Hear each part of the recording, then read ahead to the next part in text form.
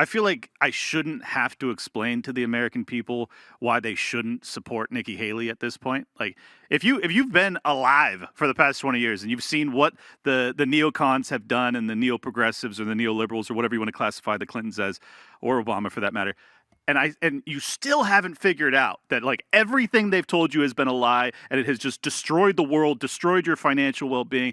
I still have to explain to you that Nikki Haley is not a good option for president. I can't even believe this chick's running. Yeah, of course, it's unbelievable. Bro, of course you have to explain it. The average person doesn't know anything about foreign policy or politics. And Nikki Haley goes on stage, and the average person, I'm not talking about people who are into politics, you could be left or right. The average person who decides for some reason to watch is going to see Nikki Haley go, Vladimir Putin is going to go after Poland and our allies. You know, she does that thing where she doesn't open her mouth when she talks. It's really weird. But she's going to be like, he's going to invade. He's like Hitler. And they go, you know, I don't know who this lady is or anything about Russia, but that sounds scary. Then Donald Trump will say something in his show. He'll be like, it's not correct. You know, Vladimir Putin he wants Crimea. And they're going to say, who do I believe? The reason why memes are so effective is that regular person sees Donald Trump memes where he's riding a tank or a velociraptor with a machine gun, and they laugh. That mockery of Trump, and it is, but it's positive. It's like, look how strong and tough he is. Nikki Haley is insulted as a bad Hillary Clinton who everyone hates. Then, when you're sitting with your friends and you turn on the debate or whatever it is you're watching, and she says those lies about Vladimir Putin, that person goes, she's Hillary Clinton, dude. Hillary Clinton's stupid. Yeah, I think that memes are ammunition in the arsenal of persuasion, and they're not to be used on every target. Like just the illiterate. They work against certain people that they'll be like, ha ha ha, yeah. But other times you've got to explain her role on the board of Boeing, and that she's part of a war machine. Yeah. And you're correct, but everybody hates Hillary Clinton. She was one of the most despised candidates we've ever seen, and that's one of the reasons she lost in 2016.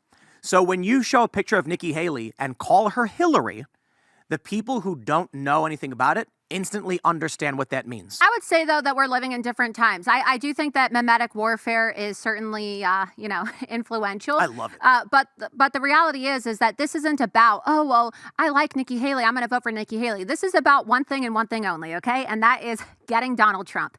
And that's why you have David Plouffe, who is Barack Hussein Obama's former campaign manager, urging Democrats to show up on caucus day in Iowa to change their registration to Republican to vote for Nikki Haley. It's not that people actually like Nikki Haley. I'm sure that Democrats and Republicans both recognize the fact that she's a warmonger and a neocon who, has a board position with Boeing and has really shady ties to defense contractors that made her a multimillionaire.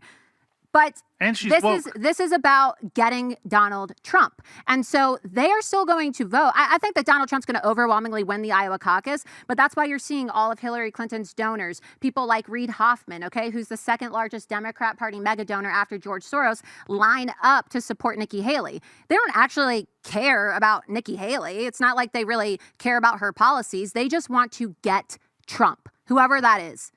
They don't care. I think they're even pushing for a contingent election. That's why RFK's PAC just invested $15 million in key swing states, because by their own admission, they said that their goal is to get 15 electoral votes so that neither Joe Biden nor Donald Trump get 270. And then what happens per the Constitution with a contingent election is Congress then gets to decide who our president is. House delegations. Yes. So, but Republicans outnumber that. But we currently have a one-seat majority because with all these Republicans retiring, we could have Speaker Hakeem Jeffries by March if one of these geriatrics in Congress has a stroke, gets cancer, has a heart attack, dies, gets in a car accident, or resigns because they have some kind of family emergency. We already know that there's a ton of rhinos in Congress who hate Trump, and they would love to screw Donald Trump